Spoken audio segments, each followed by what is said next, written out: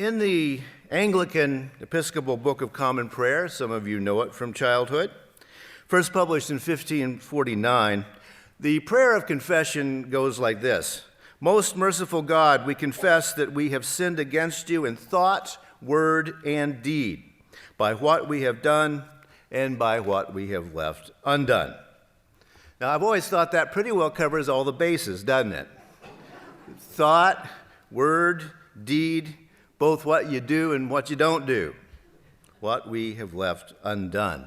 It's known in Christian theology as the sin of omission, those of you who didn't get catechized. The sin of omission is something you deliberately decide not to do that you should have done. Now, here's what fascinates me about the concept of the sin of omission. There's an implicit assumption built in that each of us actually has the time to do moral reasoning before we do action in the world, that we have the time to think about something and deliberately decide not to do it or to do it. And which leads to my question to you: how many times in our busy lives do we actually have time to think through anything that we do?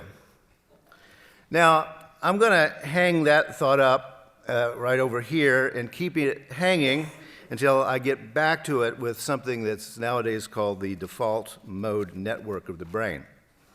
But first, consider the temple at Delphi, which was an institution that existed for 1,100 years.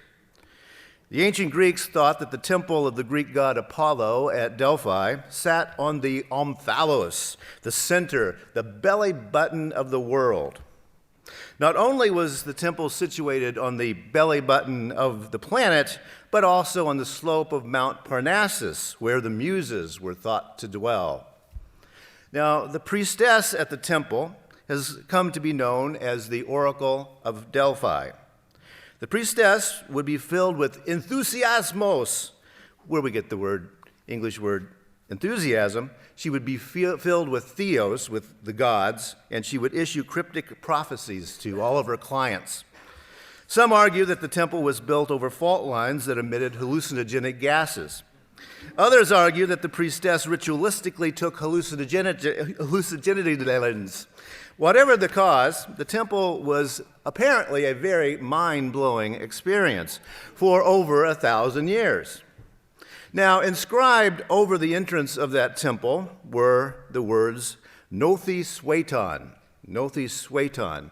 Nothi, we get Gnostic, right, and agnostic. It means know. So know thyself is what was inscribed above the doorway. Now, the Greek philosopher Heraclitus took his shot at the message of Delphi when he famously said, "Character is fate." Character is fate. Heraclitus died in 475 BCE, and he was dismissing such influences as the will of the gods and the effect of the stars, astrology and such. Knowing yourself means making your own fate by being who you are and doing what you do. But what's that? What Heraclitus ignored is that fate is not only character, but also, as Martin Luther King pointed out, the color of your skin and your gender, your sexuality, your social class, your religion. Part of knowing yourself is also knowing the labels that have been thrust upon you by society. Any markers, any labels that we human beings can create, we will, in what the British anthropologist Ernest Crowley called the narcissism of minor differences. The narcissism of minor differences. I often think of that as we use wrangle over God and that sort of thing. Freud built on this idea as he tried to explain why people so similar hate each other so much. Freud attributed this human tendency to the narcissism of minor differences, and what he added is something called the taboo of personal isolation. The taboo of personal isolation. Now, taboo, it's one of those things that, it must be wrong, and we can't think or even talk about it, right? Freud intuited that knowing thyself, or shall we say knowing the self created out of the matrix of personal and social labels, somehow creates a self so wrapped up in ego that the smallest differences from another person will create an excuse for mayhem and murder. Thyself is a bit of a jerk, it appears. The taboo of personal isolation ratchets up an individual's egotism, according to Freud. For example, notice that the individuals who take AR-15s and murder people are nearly always isolated individuals getting their community online. Isolation, individuality, egotism, blowing up little differences out of all proportion. But as Freud knew, that's all the product of a story that is both forced upon us and that we tell ourselves, especially when we stay isolated and individualistic and egotistic. But I think perhaps Freud got it backwards. It's not the id, that unconscious driving desires bubbling somewhere, that commits the murders and does the hate. I think it's the superego, the egotism, the me. As I mentioned a few weeks ago, I think metaphors do matter. If the cosmos and humanity has been created by an awe-inspiring, all-powerful God, then we human beings are not going to be able to break the planet. Doesn't make sense that we could do that.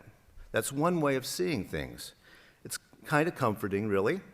We see ourselves as the crown of creation. But I think the poet Alison Hawthorne Deming is closer to the truth. We did not spring from an idea out in space. Rather, we emerged organically from the sequenced larval mess of creation, she says, that binds us with the others, all playing the endgame of a beautiful planet. The others are people, sure, but also trees and amoebas and bacteria and those things Joan would know about that I actually don't. We call it, in the UU principles, the web of all existence, of which we are a part. Know thyself. And thyself is, if the best of current human thinking is correct, the sequenced larval mess of creation.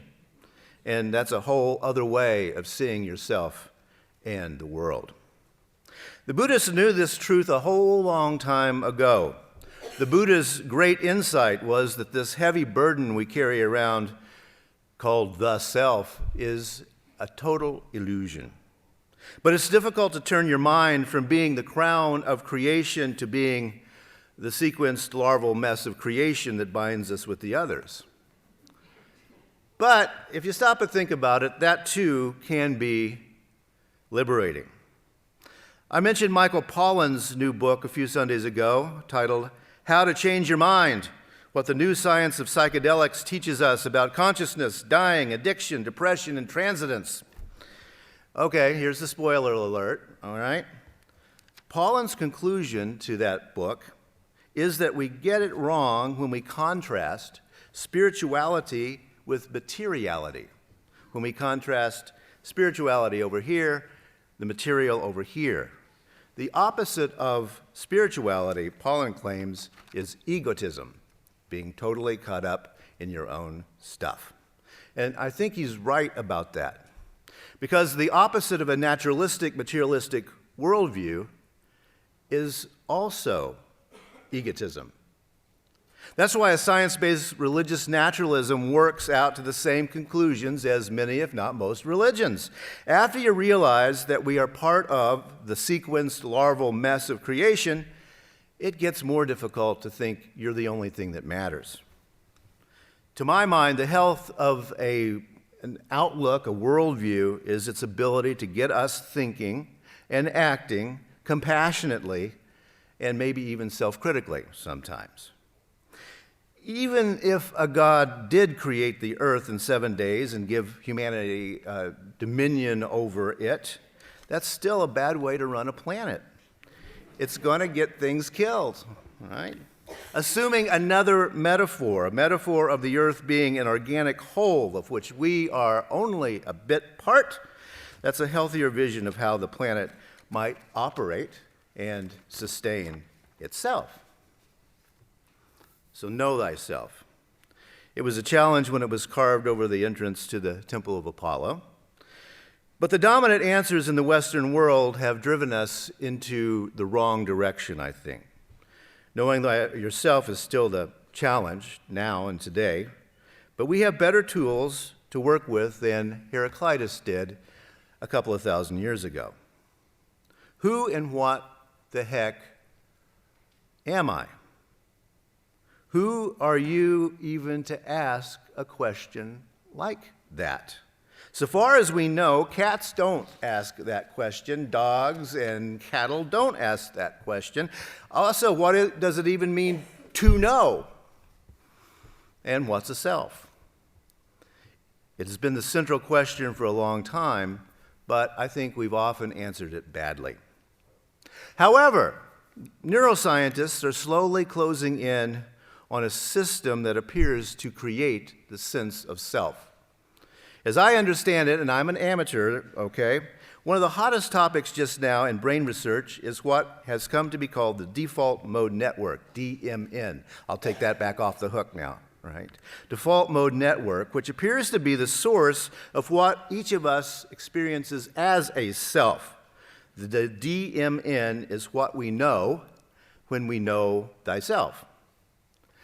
And yes, the ancient Buddhists got it closer than did the Western thinkers. Fundamentally, there isn't a self. So back to the concept I put on the hook a few minutes ago. The self is an illusion created by the default mode network as it produces your memories and your anticipation of the future and the story you tell yourself about yourself, your autobiography. The default mode network is what you use when thinking about your emotions, thinking about how others feel, empathy, and that theory of mind, thinking about what other people are thinking. The default mode network is what creates moral and ethical reasoning, and it's what we use to understand the stories, like Jim told. It produces memories of past events, and it imagines the future. Depression is about the past.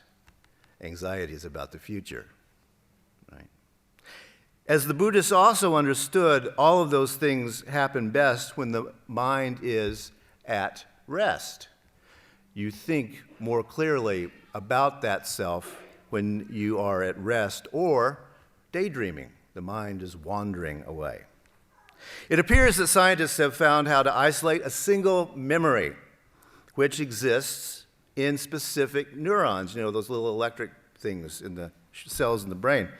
For example, a visual memory begins in the part of the brain that actually processes visual stimuli, apparently. That's how it got in there, and that's where it still is. Then, it's complicated. You can have a chair at Harvard, too, if you figure this out. But it appears that there are at least somewhere between 10 and 30 different pathways that every memory goes down. And that's what they're chasing at the present moment, is how does that happen from that little bitty start.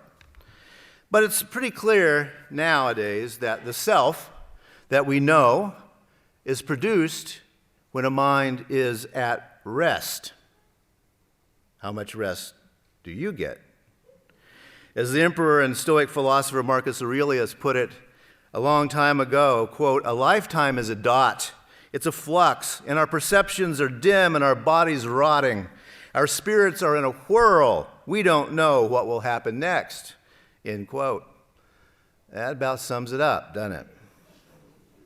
Yes, it's difficult to find that restful mind, that mind-wandering, daydreaming spot where we can actually collect ourselves. The theme for the month of November, as I mentioned earlier, is memory, the practice of honest remembering. Don't be dishonest about it, right? And honoring the shoulders on which we stand.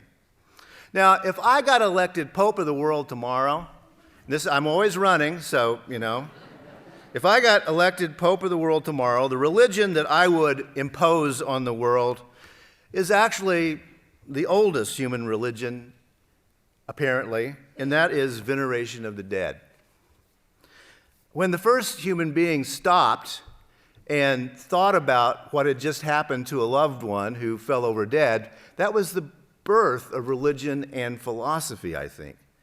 And by the way, that person was thinking of someone besides themselves when they started dealing with the departed loved one. They were getting outside their own heads. Now, ancestor worship is a pejorative term. Those who venerate the dead do not worship ancestors in any way that the Christian religion would impose on that. Rather, they remember those who have gone. Look at the ofrendas of Dia de los Muertos. Siempre te recordaremos, right? We will always remember you. Mm-hmm. In a very real sense, the remembered dead have a continuing existence. Our DNA passed through them. Our personal histories intertwine with theirs. Their deeds, for both good and ill, live in us still. And remembering that creates a sense, I think, of awe. Wow, how far does this go back? And connection. Wow, how far does this go back? Perhaps even humbleness. You understand that it's not all about you. But at the same time, you can see part of how you are constructing yourself. You're telling yourself stories about them. Remembering. And it comes from the Latin word memor, to be mindful. When we are mindful of those who have gone before, history can become instructive. And the present moment somehow becomes a little bit more malleable and changeable and a little more full of possibility. Just look at everything we've been through, and here we are. We made it. Respect for the past, respect for the location of the bones of your ancestors, respect in remembering the hard work and sacrifice and shortcomings, too, of those who have gone before, learning from their shortcomings and their prejudices and their hatreds, keeping alive the tradition of overcoming. I run it through my ought test. I have my ought test for how religions work, right? Veneration for the dead does all my oughts. It's logical. There's nothing to believe. It's awe-inspiring. It brings gratitude. It makes you stop and think for a moment. It helps you remember what you have done and left undone. It's good for you. So veneration of the dead, I think, is the best religion ever. And as soon as I'm elected Pope of the world, you will obey. But now it's just a friendly suggestion. So the word secular. The original use of the term secular meant generation,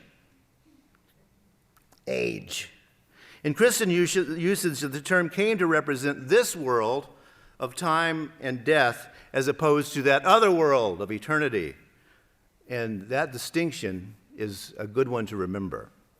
When many of us call ourselves secular, one thing we're saying is that we believe that our existence occurs only within time. And many of us go on to believe that existence can only take place within time, that we are all playing that end game of a beautiful planet. I suspect that eternity doesn't exist and can't exist. That's just my opinion. But eternity is just a word for how time stops existing, right? But time is merely a word for where we are in terms of the Big Bang, or whatever it was that started all this. When time doesn't exist, I suspect that nothing exists. Time, I don't believe, is somehow magic. It's merely that measure of what happened since the Big Bang. It's that measure of the sequenced larval mess of creation. What have we done and what have we left undone within that time? What we have left undone as a species, think for a moment, all those ancestors back. Well, I think it's the work of getting over our feelings of isolation and separateness and our narcissism of minor differences. That's what we human beings don't do well at getting past.